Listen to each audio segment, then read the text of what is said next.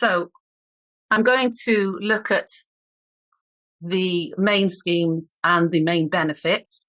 And as I do that, I'll intersperse it with some helpful points and information that will hopefully help you to consider cases where you're dealing with such matters. That will include, to a degree, some reference to the McLeod case, of course.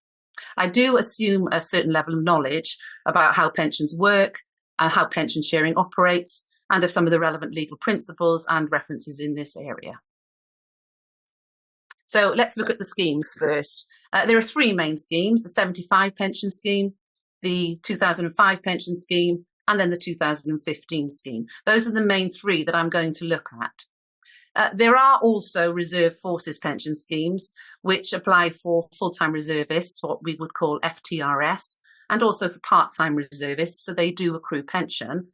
And since the 1st of April 2015, that has been AFPS 15 for reservists. I'm not intending to look in detail at the reserve forces schemes, but just the main three. A few points from that for the pension credit member. So this is for the person who's receiving the benefit of the pension sharing order. They'll get a credit in the scheme at the date when it's implemented. And if we look back at the example where 50% of £400,000 was used to fund that credit, it is a credit then is worked out annually. Let's say it's £6,000 a year that the pension credit member is entitled to at that point.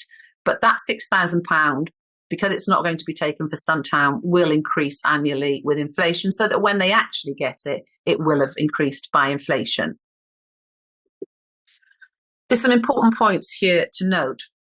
If the pension sharing order, and this is for the pension credit member, if the pension sharing order is made before the pension has come into payment for the original member of the scheme, so if they're still in service, they haven't drawn their pension, they haven't left, then there may be a lump sum for the pension credit member when they come to get it at the normal retirement age.